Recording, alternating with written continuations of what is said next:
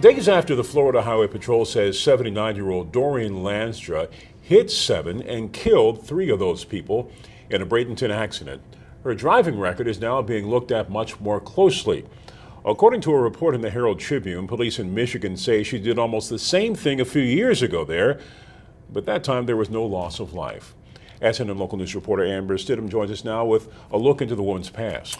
Well, thanks, Mike. And no one's perfect. Accidents are going to happen, but even doctors agree when an accident like this happens more than once, there is cause for concern.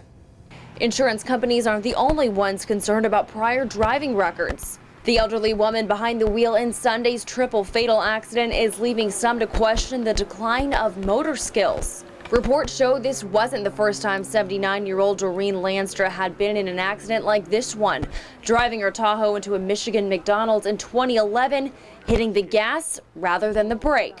Sarasota Memorial Hospital Chief of Geriatrics, Dr. Bruce Robinson, says these reoccurring accidents could be a red flag. Having problems with multiple accidents or doing things that are just seemingly dangerous, they need to be tested. They simply need to get to a place where someone can put them through their paces and see if it's just bad luck, which it could be, or if truly they've lost the skills that are required to be safe. But those lost skills may not be noticed on short trips, like to the grocery store. That's when Robinson recommends elderly drivers should take responsibility to understand the challenges and requirements of driving. But driving risk has to do with what you're able to accomplish when you run into a very complicated and difficult situation, whether you're able to gather enough information, correctly analyze it, and then respond. It's those skills that start to decline in the late 20s.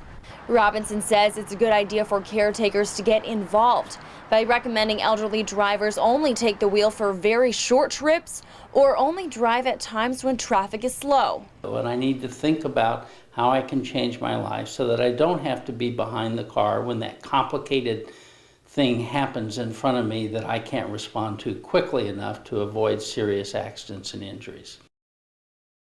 And Mike, in a worst comes to worst situation, caretakers can call the state, request that elderly driver have another driving test. If they don't take it or do poorly, that license is revoked. So there are options out there if elderly people still have questions about driving, whether they're still able to do so. It's better to check in advance before something like this happens. Yep, better be safe than sorry. Yeah. All right, Amber, thank you.